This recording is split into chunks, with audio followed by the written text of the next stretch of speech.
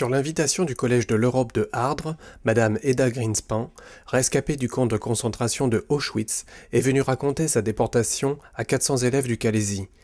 Le théâtre de Calais a été mis à disposition pour accueillir collégiens, lycéens et parents d'élèves.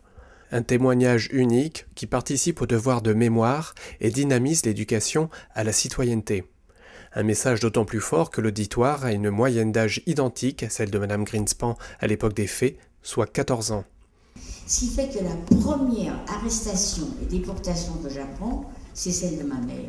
J'ai à ce moment-là 12 ans et demi. Je pense que vous pouvez imaginer du choc que je reçois. Vous savez, c'est carrément le ciel qui me tombe sur la tête.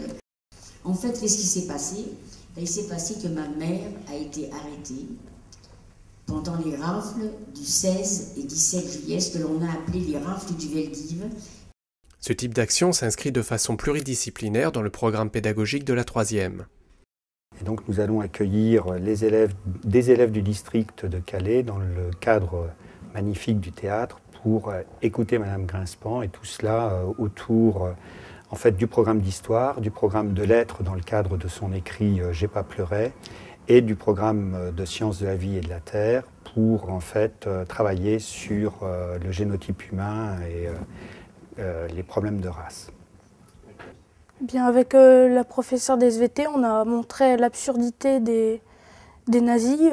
Il n'y a pas de race, on l'a montré avec les gènes, avec les chromosomes. Plus globalement, le Conseil général a mis en place sur 5 ans, de 2009 à 2014, une politique d'action éducative en faveur des collèges pour un budget global de 380 millions d'euros.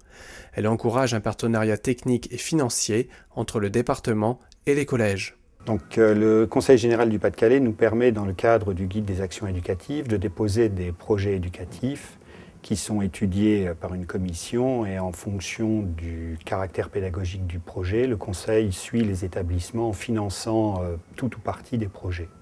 La spécificité de l'action pédagogique initiée par le Collège de l'Europe est qu'elle réunit autour d'une même action pas moins de 11 collèges.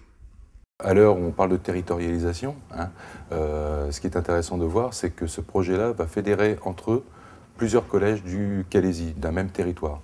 Pouvoir justement monter des actions spécifiques au territoire qui ont un intérêt propre à la population du territoire. Alors ça vaut pour le Calaisis, mais ça vaut sur l'ensemble des territoires du département.